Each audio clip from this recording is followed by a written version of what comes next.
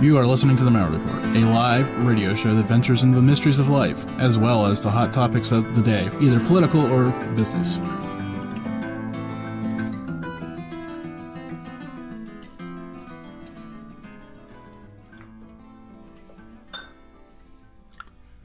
Wow, I don't know if that intro is as loud for everybody else as it was for me, but wow, that was loud tonight, so that's good.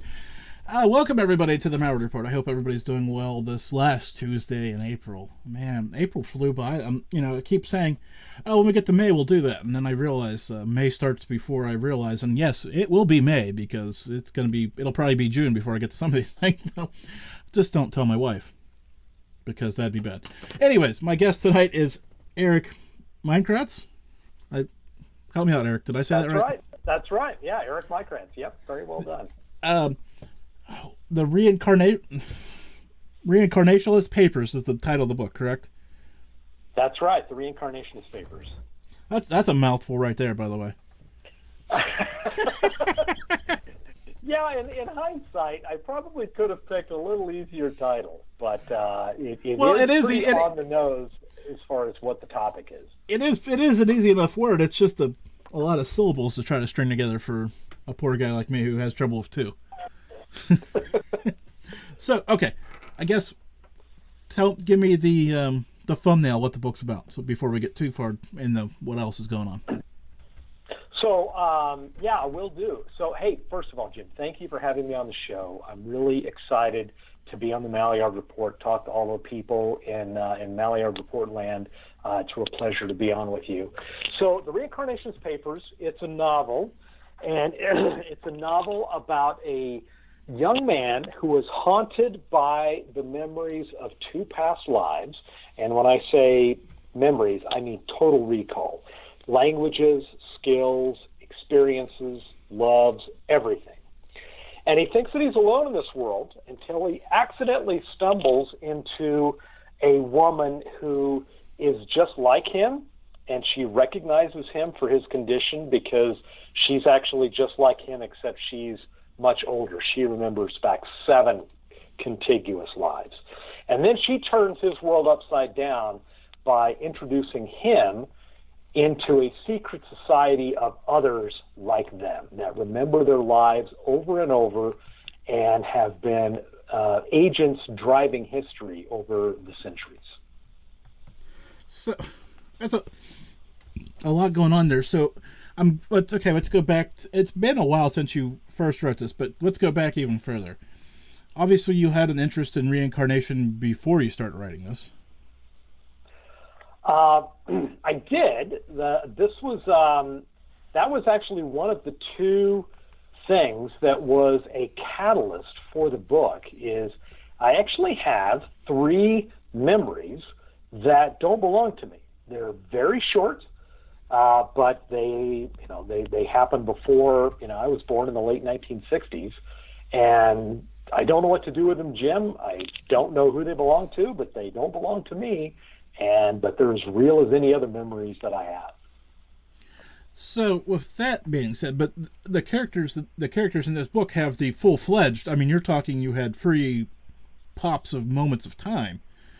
I'm sitting here, I joke and refer to that probably as deja vu, seeing something or knowing something. I've had moments where I've seen something or had something happen in a dream and then had it happen in real life years later and could connect the two. But it's got to be difficult for you to have those moments that you can't connect forwards or backwards to anything. Yeah, they're just, sort of like these, to use an IT term, they're like a file that doesn't fit in a directory anywhere. Right? They're just sort of leftover files. And so the thing was, this was one of the catalysts for the book, is I thought, what would it be like if you remembered everything? Not just a few shards, but what happens, what would it be like if you lived in 1890 in Eastern Europe and spoke that language, remembered how to hitch a horse, knew how to smith, because those were your skills, and in the early 19th or in the late 19th century, what would that be like? And then I kept going backward in time, thinking, what would it be like for those characters to have those experiences that would accumulate over and over and over. And they turn into sort of like the way that it was described to me on another show that I really like and I really latched onto is they lead very enriched lives, my characters, because they've had so many different experiences that they can draw on. I'm sitting here thinking it'd be nice to remember everything that I'm supposed to remember today. Right? Like, I'm sure you know exactly what I'm talking about. Like, there are so many things. Like, I go to the store and can't remember why I went. Yes, I've had that as recently as yesterday. So let's talk about this other transition that you had going on here. I mean, I know you're an IT guy. That doesn't necessarily translate to book author, per se. So how did you come about wanting to write a book, even? So I've had this dream for a long time, Jim. I think telling stories is just really cool. You've had a lot of authors, a lot of storytellers on your show. I was just listening to the Lincoln Conspiracy with Brad Meltzer and John Mensch earlier today, and I actually think I'm going to go back and pick up that book as a result of that. I think telling stories is just really cool, and it's been a passion of mine for a long time. Back in, it goes all the way back to my university days at University of Colorado. I studied a bit of computer science, but my degree is actually in Russian literature. So, I ended up studying... Wait, can I stop you for just a second? Because I have to.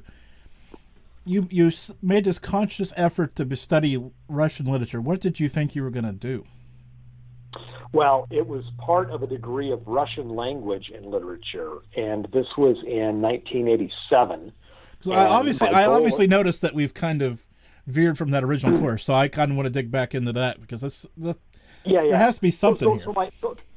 So my goal for studying Russian language and literature was I wanted to work in the intelligence services. Ah, okay, there we go. But I ended up really focusing in hindsight on the literature part of the degree. And so I ended up studying Tolstoy, Dostoevsky, Turgenev, Pushkin, those kind of guys, and it really sort of set the hook in me around storytelling and just the art of narrative and being able to transport the reader to a different world, and as a reader being transported to a different world. And I just think that's so cool. It's been a passion of mine for a long time. Before I started working, which is at my day job up until a week ago at the Oracle Corporation, working for Larry Ellison. Before that, I'd written two tour guide books for Italy. I'd written for the Denver Post for a while. So I've always sort of had the bug, Jim, and it's really been able to come to complete fruition here with the Reincarnationist papers. So I've got a punchline here for you. I hope you didn't quit your job in a I don't even know what the word I'm looking for is here. I mean, I knew you were coming on the show, but I mean, obviously this isn't the major springboard that's going to launch you into major success. Absolutely. This is going to. I hope somebody that misleads you. And well, I saw Brad Meltzer and John Mensch were on the New York Times bestseller list, and I assume they got here by talking to you on the show. I wish I could take credit for that. Maybe someday. I think they did all right before they got on the show, though, especially Brad. I knew this was coming for a while. The book actually launches in 7 days, a week from today, May 4th. It will be available at bookstores everywhere. So it's your favorite place where you buy books. You'll be able to get the Reincarnationist papers. I went to my bosses at Oracle and I said, hey, I'd like to take 6 months off to support the launch of this book, take some time to work on the second book in the series, and to support the premiere of the movie, because there's been a movie adaptation of the Reincarnationist papers. It's a Paramount picture called Infinite, starring Mark Wahlberg, that is due, COVID permitting, Jim, to premiere September 24th of this year.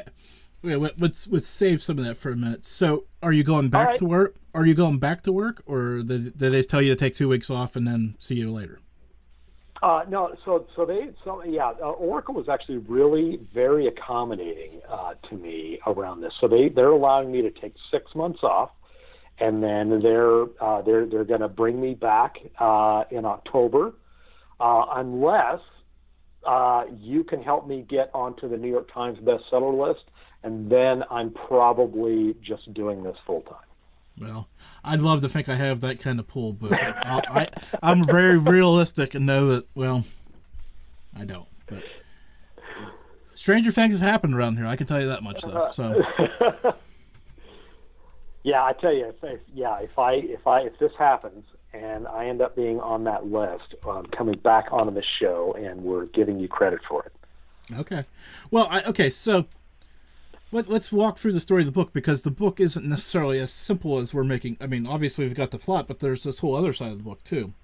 So let's delve into the other side of the book, and then we'll get back into reincarnation, because I think that's fascinating. But we're going to be all over the place, because that's kind of how I roll, because my mind kind of wanders around as we take these different turns. So you wrote the book. I know you self-published it, so obviously there's that, right? There's that first get it out. Tell me how that kind of went for you, because that's a hard road to hoe. It is, and it was a lot harder when I did it back in 2009 than it is today. But I'd worked on the book, during the 2000s, and really felt like I got it in a pretty good shape in 2008. And I took it out to get it traditionally published, and I approached some different literary agents, and they liked the book, they liked the writing, but they just didn't see how they could sell it, and so I didn't end up getting picked up by a publisher at that time, and so I decided that I would self-publish the book. And the mechanics of self-publishing, you're right, Jim, it actually is kind of a tough road in some ways.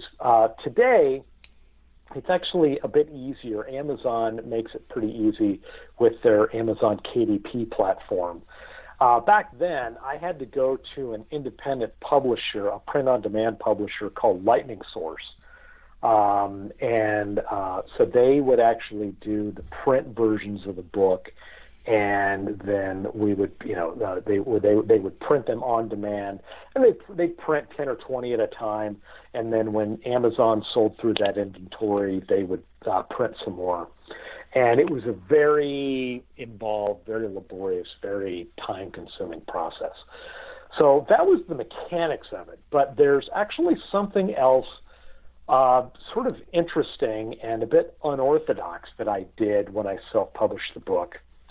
And that is I listen to my readers. And Jim, when I say that, what I mean is that I would talk to literary agents, and they would say, like, yeah, the book's good, but I just don't know if I could sell it. It's two different genres. I don't know how it's going to land. But every time that I had people read the book, they loved the book, and they kept saying, man, this is so needs to be a movie. I love this book. Continue writing. I want to read another one.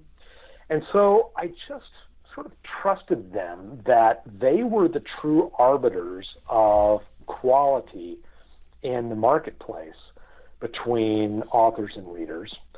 And then I went and I did something even more interesting. I took a page from my day job, which was at Oracle at the time. And there's a thing that we do in software development that's called crowdsourcing. And that's where you define a goal of where you want to take a software product or a functionality within a product, or look and feel, and then you share it with customers or end users, and you say, hey, go play with this, or go expand this, go write something for this, and then come back to me, and then we'll put it in the product. So, crowdsourcing is a little bit of sort of IT lingo and Silicon Valley lingo, but there's a couple of great examples that put it into context. Number one is Linux operating system, right? This is not Windows operating system or iOS. This is an operating system for computers that different programmers write and they collaborate on together. Another great example is Wikipedia. Right? Wikipedia is a crowdsourcing effort where we all contribute, we peer review, we edit each other's work toward a common goal. So in that crowdsourcing vein, what I did is I decided to offer my readers a reward of the agent's commission if the reader could introduce me to a publisher or a Hollywood producer that would take the reincarnationist papers to a wider audience, say by producing a movie or making an adaptation of it for a Hollywood movie.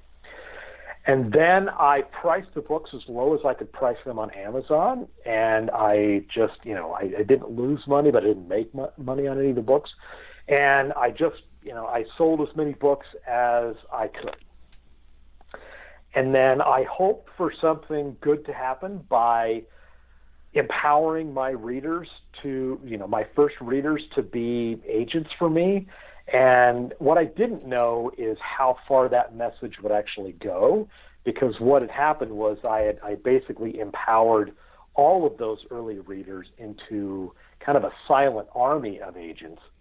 And Jim, it sounds like the craziest message in a bottle marketing plan right up until it works. And then it doesn't sound crazy at all. I was going to say, obviously it worked, but it doesn't sound crazy at all because I kind of follow that same method. I understand it. You want your people to go tell other people and have them pick it up or listen to it in my case and kind of just pay it forward and pass it forward. So it doesn't sound totally crazy to me, but so this goes on for a while, I'm assuming, because we're talking now and you started in 2009. So at what point do you there has to be a tipping point here where you either kind of give up on it or something strikes? Or maybe there is both in this. Yeah, you're spot on. When I first did it, I thought, this has a chance of working. I wasn't 100% confident that it would work, but I thought, this has got a puncher's chance of actually working. It's just crazy enough that it could work. And I would get every 90 days, I would get one or two emails. Somebody's brother's friend's wife, was in the mailroom at HarperCollins, right? Or, somebody's, uncle's babysitter, is a stuntman on the lot at Paramount Pictures. And, so there were these little sort of chains of introduction that were starting to happen. But the real breakthrough happened a year and a half later. And I remember this exactly. I still have the email. It was on Thanksgiving Day, 2010. I got an email from a guy out of the blue, and he said, "Hey, I just read your novel," and the crazy thing is, he had found it. He had found a copy of the novel, just an abandoned, used copy, in a hostel in Nepal, and he read it and loved it. And it turns out he was an assistant to a Hollywood director, and said, and he emailed me, he said, "Hey, I can totally see this as a movie. If nobody's claimed this reward yet, I want to start working on this and get the reincarnationist papers made into a movie." And his name was Rafi, and Rafi came back to, from Asia, and we formalized a finder's agreement that was to the same terms that I'd specified in the reward on the first page of the book. And he was off. He was just tireless, Jim, and he worked so hard. He took it to at least 3 different studios. He worked on it for 4 years initially to get it sold to the first production company, which was called Bellevue Productions, and they gave me my first option on the book. And then they took 3 years to write an adapted screenplay called Infinite. And Rafi just stuck with it the whole way through. And eventually Bellevue Productions and Rafi took it out to all of the major studios, and Paramount bought the Infinite screenplay same day. And then it was off. So it's, I can kind of, sort of encapsulate that in about 3 or 4 minutes. But that was about 7 years worth of work that Rafi did, keeping the thing alive, keeping the idea of this movie alive with different studios, different producers, and finally it did catch. And Paramount started shooting in 2019 and got it done right before COVID hit in early 2020, and it's due to be in theaters September 24th, starring Mark Wahlberg, of all people. Yeah, I was going to say that we got to go back for just a second, because there's getting it together, getting it as a screen, because we had Manu and Raimi on last week, who's he refers to himself as a D-list Hollywood actor. Probably is, but I don't like referring to people that way. But he was telling me about the other perspective. Once you get to that, you have the screenplay, you're just going out looking for money, and how hard that is to shoot this film. And then you go, so you got it sold, but then it's all out of your hands at this point. So if it even gets made, or who's in it, or any of this stuff, it's just kind of luck of the draw, and you did pretty well. Yeah, and I feel like I did really well on a couple of points, and I'll talk about a couple of those. But as soon as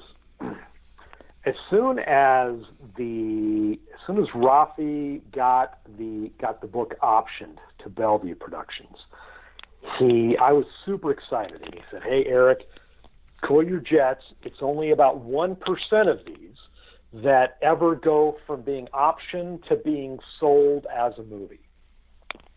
And so I tempered my enthusiasm, and then 3 years later, when Bellevue sold it to Paramount, the Bellevue people, that was John Zalzierny, the producer at Bellevue Productions, he said, "Hey, we sold to Paramount, but, just pump the brakes here, because it's only about 5% of these deals that ever get made into movies where they actually start shooting." And they talked me through the process, and Jim, it's exactly what you talked about. There has to be a studio, there has to be a producer that wants to do it, there has to be a director that wants to do it, there has to be A-list actors and actresses that want to do it, and it has to be sort of a collaboration where a lot of people have to sort of gravitate toward this project for it to happen, because all of those components, lead actor, lead actress, supporting actor, big name director, all of those pieces have to be in place, or it's not really a viable movie product. And I got super lucky on this at a couple of points. Number one, the first star that was going to be attached to it was Captain America. It was Chris Evans, and he was going to play the lead character, Evan, and then he backed out. And then all of us thought, okay, well, this project had a shot, but now it's dead. And then Mark Wahlberg stepped in and was interested in it and picked it up. And Mark's reputation is that when he gets involved with a project, he stays with it and it gets done. And so I got super lucky that Mark was interested in the project, and I can't imagine any better person being the lead actor on this than Mark Wahlberg. I mean, the guy's amazing. He's a superstar. So throughout this process, how much in the know are you? How much do you day to day know what's going on? Very little. Very little. The producers that I worked with would keep me informed, usually, more with good news than with bad news, because they didn't want to completely crush me, Jim. But yeah, you're right. I mean, you really hit on it earlier. After you sign the deal with the production company and the studio, it's out of your hands. They're going to take the story and they're going to adapt it to their vision of the story. And movies are different than books. I think we all know that. It's a different entertainment medium that has different needs and different demands that have to be met, and sometimes parts of the story get changed or augmented or dropped. And you have to be okay with that as an author. So did you ever, I mean, obviously throughout this whole process, you keep hearing 1, 5, no, it kind of feels dead, the right. Did you ever just kind of put it on, I don't want to use this expression, but this is the expression that just jumped to mind. Someone used it, put it on the shelf and said, well, that was what it was, and now I've got to do something else? Yeah.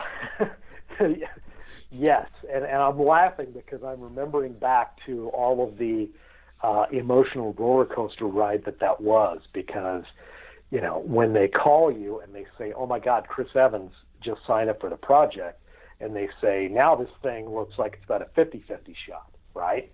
And you're thinking, oh my gosh. And then when Chris Evans drops out, they're like, oh, this thing's back down to about a 5% shot. It's a real long shot now. And you really do have to temper your enthusiasm. And, Rafi's advice to me at the very beginning was spot on.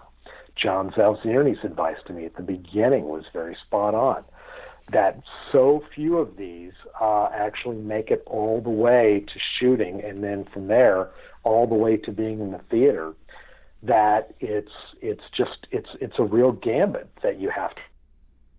A few other publishers or a few other writers, authors at my publisher, have had movies optioned and have gone, a good way into the process, only to have it fall apart at, the 11th hour, the 10th hour, the 8th hour, and it's heartbreaking. And I'm just so grateful and so fortunate that my project, has made it all the way through.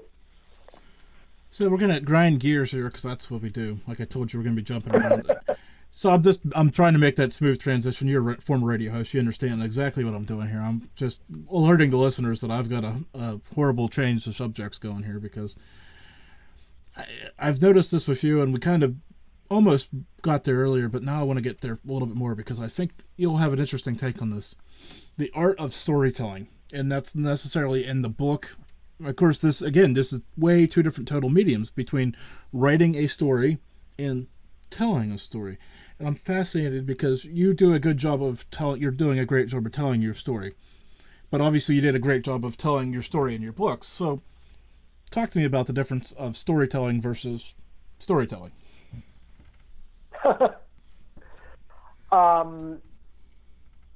You mean like writing versus movies? Well, no, writing versus actually, because you obviously you worked as a tour guide. You can present and tell that story. Like I said, you're doing a great job of that tonight. You have your points. You're on point. You're audibly telling me the story. But when you sit down to write, there has to be a different mindset.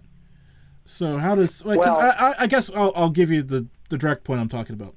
There are some people that feel like they can tell a great story, but they sit down to write it and it never materializes the way they think it should, or vice versa. I've hosted the show long enough to know that there are some people who are great writers, and when it comes time to tell their story to me and to sell their book, they can't. It doesn't translate. Oh yeah, that is actually a very tough skill for writers to be good at. Is to be able to number one, create a soundbite level synopsis of the book that they spent years on and probably wrote, somewhere between 80 and 120,000 words in a row to get the point across. And then to be able to distill that down into 2 or 3 minutes or even 30 seconds, man, that is a very tough skill for anybody to do. But I think it's really tough for writers to do because they're used to working on a big canvas. You're talking about 300 or 400 pages, and then when you restrict them down, that's very hard. But I think I know what you're talking about. And you've been doing this, for what, 10 years? Yeah, right? Something like that. We're not going to talk about that. Continue. You started when you were 18, right? Something like that. Here's the thing. I did a weekly radio show for 2 years back in the late 1990s. And the thing that I learned, and that you probably know very well, is that radio and live podcasting is very much theater of the mind. So you have to create this for the audience, for the listener. You have to flesh out all of the details. We have to talk about all of the nuance because they're sitting there at the other end of a podcast, of a live transmission, and their minds are building out on what you're telling them. And writing is very much the same way. Writing without a reader is sort of like the old Japanese axiom of that's the sound of one hand clapping. A writer without a reader is sort of like someone who's projecting a movie with nobody in the audience. Because the reader, if you think back to reading some of the books that you've enjoyed, you actually co-create the experience in your own mind because you're fleshing out the scenes that the writer is presenting to you, but you're adding details. You're bringing your own experiences to it. And I thought that's where I think some of the good storytelling that might come from radio is applicable to writing, is that you have to appreciate that it's a collaborative experience, and you have to lead the reader or the listener a good portion of the way, but you have to leave a little bit of white space for them to use their own imagination and for them to plug in some of the things that makes it a personal collaboration for them. Yeah, and there's that fine line because some of my listeners may have heard of you before, and some of my listeners have no clue who you are, and you're trying to bridge that gap of filling in those gaps for the person who's never heard of you before, but also maintaining something for somebody who has heard you before and give them something, I don't want to say new and unique because I'm sure it's hard to come across those things anymore, but especially if people who are out doing a bunch of interviews, but there's still, you're always trying to get something new out of the guests. So there's that fine line between of, hey, know too much about this guy. So what'd you have for lunch versus tell me about the book. Right. Exactly. So now let's get back into reincarnation for a little bit because this is where it gets fun, right? Because we've kind of talked all around, and now we're back to this. So, where did you, I mean, obviously, like you said, you had your flashes, but how did you develop that into what became the book? Because it feels like I'm missing a few steps in there. Yeah. We should definitely pause on this for a while and talk about this. So those three memory shards, and I call them shards because they're just seriously, they're 5, 10, 15-second little snippets. That was sort of one catalyst for the basis of the book. And then taking that idea to an extreme of, hey, what would it be like if you remembered everything? What if it were multiple lives? What would it be like if you had all that collected experience? But then the other influence for the book is that age-old saying, and I'm sure that you've said it, we've all said it, oh my gosh, if I only knew then when I was 20 what I know now, I would have made different decisions, right? Right. So so then I took that to its extreme. And I said, well, what would it be like if you were 18 or 20 years old and then you began to remember all of the previous lives and previous experiences from 200 years? So what would it be like if you only knew when you were 20 what you knew as essentially a 220-year-old? And then I thought about what would it be like to write and engage and have those characters in a book, and that seemed like a heck of a lot of fun. And so those were the two the two big drivers for the catalyst for the book. So I'm going to ask a loaded question here. I don't know if you can answer this or not. You have characters in the book that cross paths based off of this. Were all the characters that you have in the present day, do they all know each other the whole way back through the 220 years, or is it a mix of like interweaving, like there's at like 180 years back they knew each other, but at 60 years ago they didn't? Do you follow what I'm saying? Yeah, I do completely, and this is a great question. So it might take me a little bit to unpack this, but we've got 25 minutes left in the show, so I'll just sit here and listen. I can do it less than that.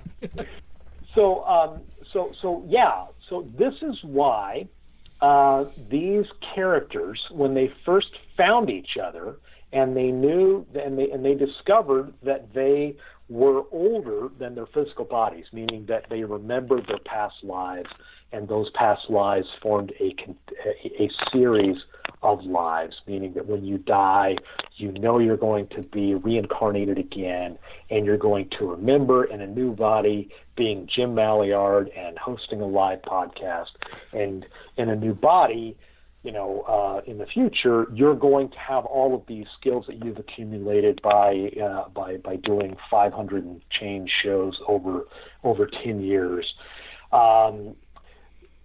You're going to have more in common with other people like you than you are with the general normal person. And so these characters formed a society to be able to come back to in order to associate with one another in lifetime after lifetime, even though their bodies will be different. They'll look different. They might be a man, they might be a woman, they might be tall, they might be black, they might be white. But their personalities, the personality that they knew 50 years ago, 150 years ago, 350 years ago, is the same personality that they loved, or that they were friends with, or that they were enemies with, so they do keep running into each other over and over again in new bodies. But the mind is the thing that transcends and is the same, and that personality survives the physical death through reincarnation, so that the characters end up being centuries old, essentially. That's just fascinating to me to think about having a meeting place, a club, as you say. I'm just going to refer to it as a meeting place, and knowing to go back there no matter where life took you, but still having that draw to that place is just fascinating. Yeah, and it would be like a perpetual home for you, that you knew when you went back there that you would meet the Jim Malliard that you knew and loved from a lifetime ago, and that you would go and that he would be there. And so that's why that's why they end up sort of aggregating around the secret society that they form. The other thing that they can do via the secret society is, once there were enough of them so that there would always be at least 2 or 3 of them alive at any point in time, they began to will their assets to the secret society so that they could accrue wealth lifetime over lifetime. Well, see, that's fascinating to think about all the different streets. I refer to things like you're going down the street and you see the different street and you turn down the street. And I'm at that point where I'm turning down a street and I'm looking at this other street going, man, to keep thinking about all the different little places that this conversation can go, because the different layers of people. And you say 2 or 3 of them being alive at any point. So is there a master number of, I guess for the lack of a better word, souls at some point? Well, there's sort of a microeconomic version of this and a macroeconomic version.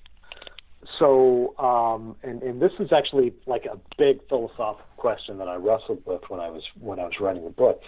In the microeconomics, there are 28 of these individuals so far that know each other and that come back lifetime after lifetime to the secret society that's based in Zurich, Switzerland, and they associate with one another. But does that then beg the question, well, why are there only 2 or 3 dozen of these when there are 7 billion people on the planet? Does that mean that there's something that's anomalous with them? Does that mean that there's something that's deficient in the rest of us, or vice versa? And if you this is actually one of the real sort of sticky points about reincarnation is, and if it's a fixed number of souls then reincarnation sort of makes sense, because everybody gets recycled when they lose their mortal coil and they die, and they go into sort of a recycling queue, for lack of a better metaphor, right, to be reborn. Oh no, I totally agree with you and follow you. I'm just, it's just kind of a funny principle. But in the macroeconomics, right? How does reincarnation work if it's an ever-growing source of souls? If the number is ever growing, where are the new souls coming from? And this is a philosophical question as old as Buddhism and reincarnation. And I don't profess to answer that, but it's an interesting question you bring up, and it's something that gets brought up a lot in the circles of philosophical conversations around reincarnation. How do we factor in for the net new number of souls that are walking around at any point in time? My thought is, do they split off? Like, do you get part of an old soul, or do they become completely new souls? And I know you don't have an answer, but that's just kind of my 11 o'clock at night when I should be sleeping question. But I think we all have. Exactly. So, I guess the question is, I'm guessing I think I've seen in the trailer for either the film or the book about somebody trying to get into the club. I'm assuming that's part of this story. Yes. So that's Evan's journey. So Evan is the one that, so we follow Evan in the book, and Evan is the one that is sort of haunted by these two complete recalls of two past lives of people that lived before him. And he's trying to reconcile their memories that don't fit with his. And he's sort of in that same trap that I talked to you about earlier. If you were a couple of 100 years old, you would have more in common with someone else who had reincarnated several times and had that massive experience versus a normal person, right? You would definitely feel like an outsider, and that you didn't fit in. And that's Evan until he meets this other woman. Her name is Poppy, and she brings him into this secret society. And this is when he sort of comes home and finds a family for the first time, and a real peerage that he can belong to. And so we experience this secret society and the lives of reincarnationists through Evan and his journey into the secret society, and whether or not he can pass their tests for entry. So, actually, let's do this before I get too much further, because I want to make sure we get this all taken care of cleanly. Tell people where they can find the book and about the movie again. Okay, great.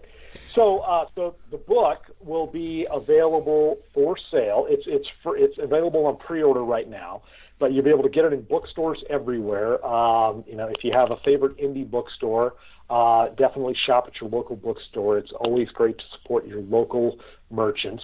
But it'll obviously be available on the giant retailers, Amazon, Barnes and Noble, bookshop.com, bookshop.org, things like that.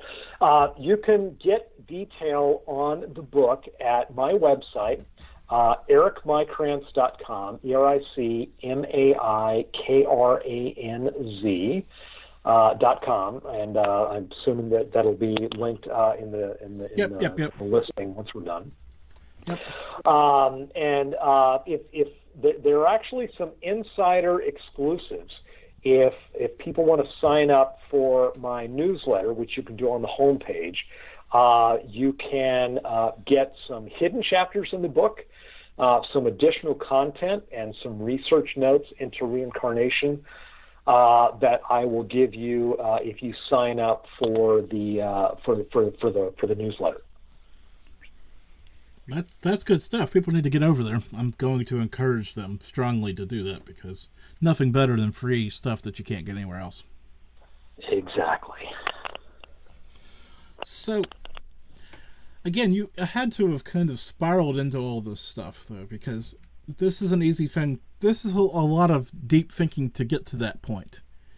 Taking your free shards and then turning it into a novel, turning it in, then getting it picked up. I mean, obviously there had to have been, as I was just joking about, many sleepless nights for me, just even off the cuff, thinking about some of these topics. How long did it take you to actually write this?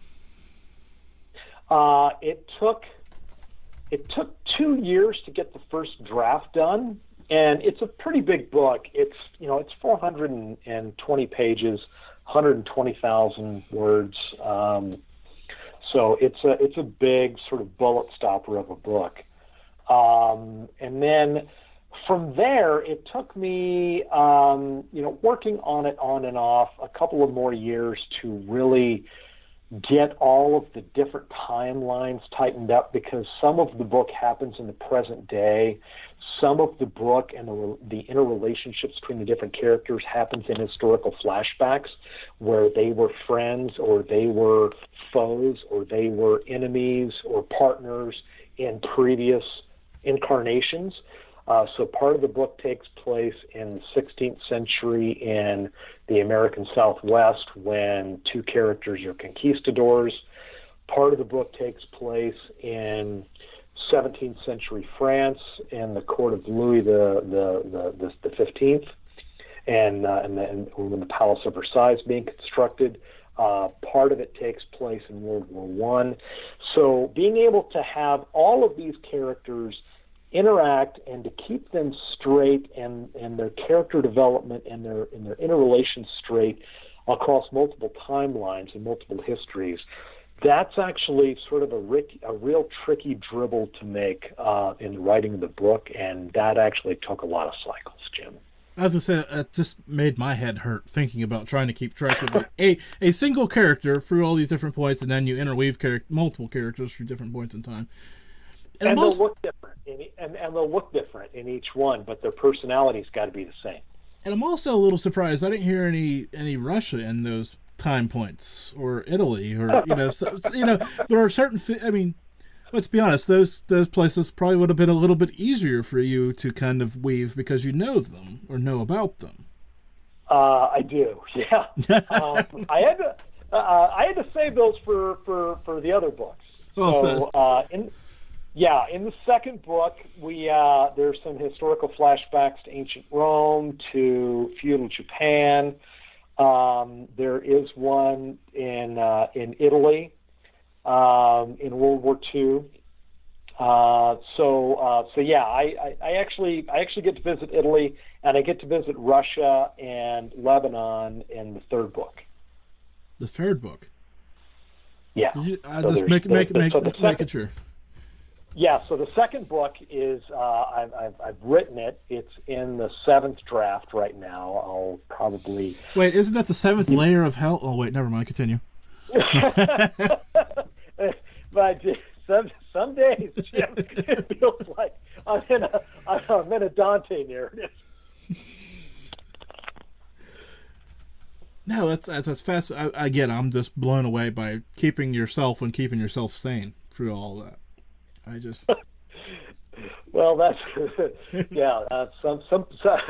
Some people may say that my mileage on that may vary, depending upon how well I'm doing in the next book in the series. That may be sane, it may not be sane. And please don't take this as anything more than a compliment, because it's going to sound a little backhanded at first.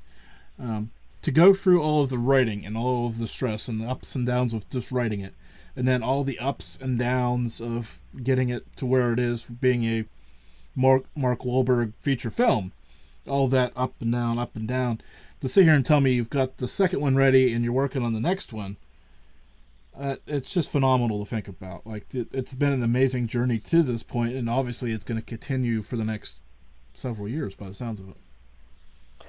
I hope so. From your lips to God's ears, Jim. Let's hope that's true. I certainly enjoy writing the books. I envisioned it as at least 3 books in the series, and probably at least 1 to 3 more. So there's plenty of material there, and if you think about it, I've got all of history to play with and to explore. So I've got a lot of different directions that I can take this, because the characters can be quite old. Yeah. And I'm looking right at my chat room right now, and all those fun people there, and they're having a good time and enjoying this conversation. But remember last week when you said Hollywood hasn't done anything new and creative in a while? I think we found something here tonight that is new and original that we all kind of need to gather some support behind to make sure they keep doing it, because we don't want this to be one and done. So just saying that for the record. Yeah, Sorry. Your listeners are so true, and there's actually a little bit of a backstory to that, because it's true, right? It's the next superhero movie. It's the new movie that's based upon some toy franchise, right? Right. There was a man who was really critical in this movie coming to pass, in the same way that Mark Wahlberg was.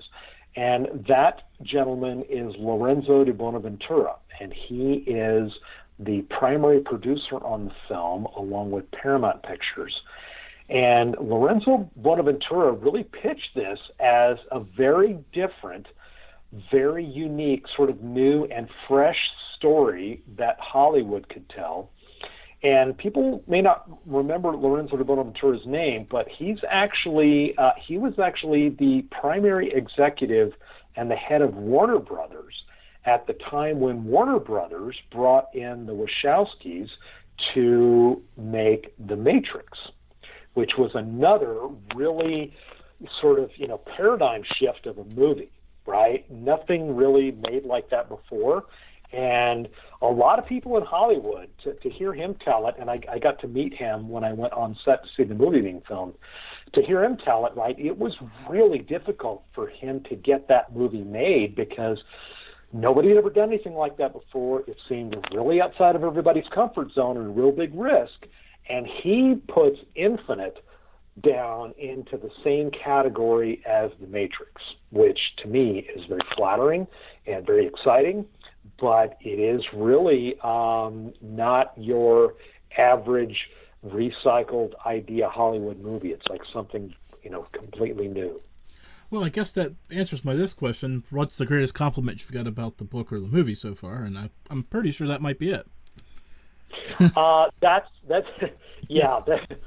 When guys like Rafi Crone, John Zalzierni, Lorenzo de Bonaventura, Mark Wahlberg, they can work on whatever project they want. The world is theirs. They can work on another Batman movie. They can work on rom-coms. They can do whatever they want. And when they decide that this is a story that they want to adapt and they want to work on, it really feels good. It feels, it's hard to get much more commercial validation than these Hollywood professionals investing their time and capital to take this story to a wider audience. But I would say that the best compliment that I got so far, it's probably two. Number one is the screenwriter. His name is Ian Shore, who wrote the adaptation of the Reincarnations papers, which is Infinite, and he really liked the book.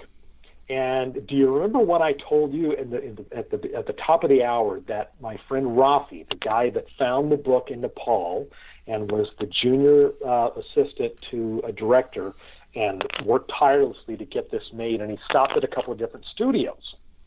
Well, one of the other studios sent out the book to be reviewed by a couple of different freelance screenwriters, and one of them was Ian Shore. So Ian Shore read it before it was with Bellevue Productions, and he had loved the book.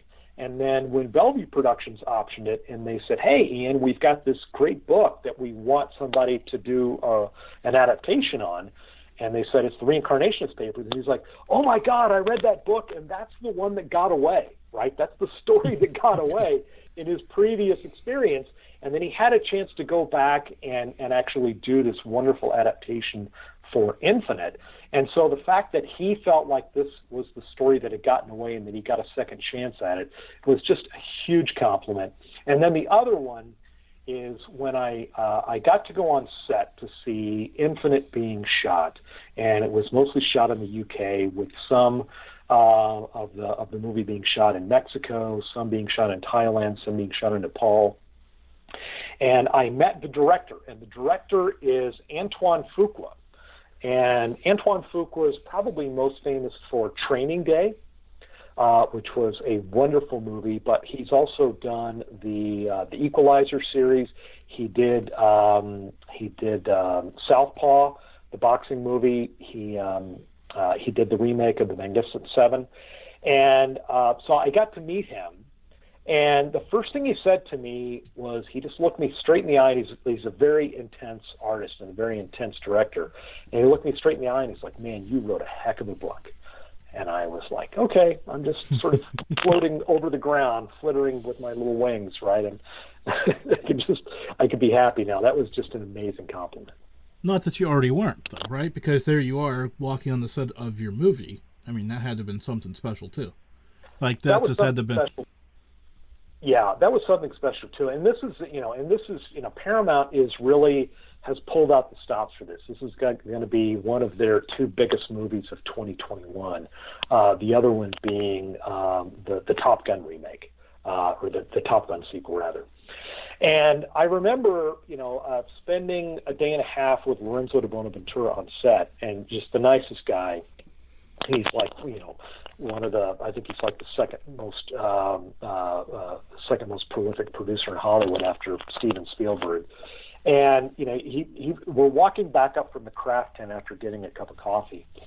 And he just looks over at me and he sort of, touches me on the arm and he's like, "Hey, take a good look around."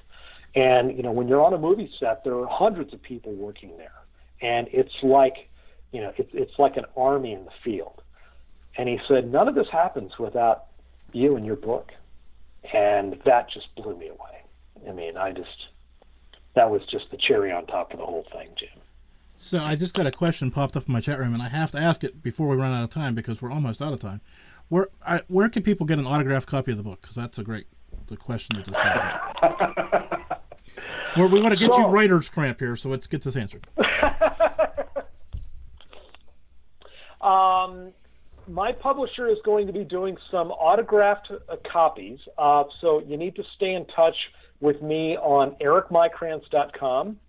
And then the other thing is, when we're all sort of on the other side of COVID, it seems like we're in the fourth quarter of the game here, right? Or hopefully at the 2-minute warning here with a lot of people getting vaccinated.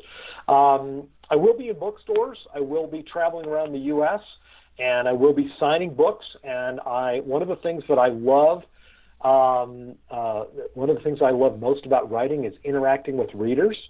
The other thing that I will offer, in addition to signed copies, if they sign up for the Insiders newsletter, is I will join them via Zoom for their book club. If there are 6 or more in your book club, and you read the book and you want to have me in for an hour after you've read it, I will join your book club by Zoom, and you can actually book me for that on ericmaikranz.com, and there's actually a book club page there. Well, Eric, I appreciate your hour tonight immensely. I feel like we accomplished some great things. Doors always open. You're always welcome back here, so remember that. Of course, I get the feeling I'll be chasing you as this goes forward. So. I hope so. I'd love to be back. You've had some amazing guests. You had David Politis on, who I love. You had Brad Meltzer and John Mensch on. You had the Zachary, the poker guy, on just a couple of weeks ago, and I actually have that guy's book on my bookshelf about poker tells. So there's a lot of people that make your show that I enjoy. So it's actually been a real pleasure, Jim, to be on the show with you. Well, I appreciate it, and have a good evening, man. Actually, I'm out, so have a good evening. All right. Thanks, Jim. And that's it, man. I just out of time. That was great.